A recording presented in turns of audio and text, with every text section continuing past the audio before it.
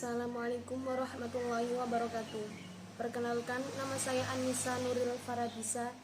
Saya mahasiswa baru di Fakultas Ilmu Tarbiyah dan Keguruan, jurusan Pendidikan Agama Islam. Izinkan saya di sini menyampaikan orasi saya yang bertema mewujudkan Muslim moderat dan peduli lingkungan menuju Indonesia tangguh. Hampir 100 tahun kita merdeka. Itu semua tidak akan tercapai jika bukan dari hasil kerja keras dari para pejuang yang rela menumpahkan darahnya demi Indonesia tercinta, dan juga para santri-santri dan kiai yang rela mengorbankan nyawa demi kedaulatan negara ini. Kita memang bukan hidup di zaman mereka, tapi mengapa kita sebagai penerus mereka, kita tidak bisa bersyukur atas apa yang mereka berikan? Kita malah enak-enakan memikirkan diri kita sendiri tanpa memikirkan orang lain di sekitar kita. Kita juga tidak memikirkan masa depan bangsa ini yang sudah hampir diambang kehancuran. Mana hati nurani kita, mana semangat juang kita sebagai santri, sebagai mahasiswa. Seharusnya kita sebagai santri, sebagai mahasiswa harus bisa bersyukur atas apa yang telah diberikan para pejuang.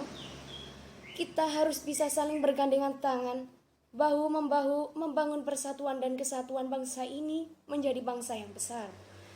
Bangsa yang hebat, bangsa yang taat pada perintah Allah. Kita bentengi negeri ini dengan iman.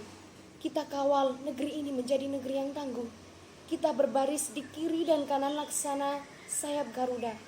Kita terbangkan bangsa ini menuju angkasa. Kita lawan apa yang akan menghancurkan kedaulatan bangsa ini.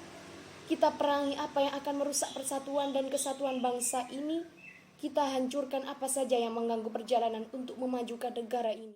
Saya sangat ingat kata-kata dari Menteri Agama, Bapak Fatur Razi. Beliau berkata, keragaman perlu disyukuri, keragaman tidak diminta melainkan pemberian Allah. Keragaman tidak untuk ditawar, melainkan untuk diterima di tengah keberagaman ini. Alhamdulillah, Indonesia masih terus kokoh bersatu, terus bergerak maju mengejar negara-negara maju di dunia. Persatuan dan kesatuan ini harus dirawat dan dijaga dengan moderasi beragama. Umat rukun Indonesia maju dalam kerukunan hidup rakyat, hidup mahasiswa. Kita sebagai santri harus bisa menyeimbangkan ilmu dunia dan ilmu akhirat, bukan untuk urusan agama saja, melainkan untuk memajukan bangsa ini. Di zaman yang semakin maju, para santri juga harus bisa memilih mana yang baik, mana yang buruk, untuk memajukan generasi muslim moderat agar tidak semakin jatuh negara ini. Di samping itu, pendidikan adalah gerbang menuju kehidupan yang lebih baik.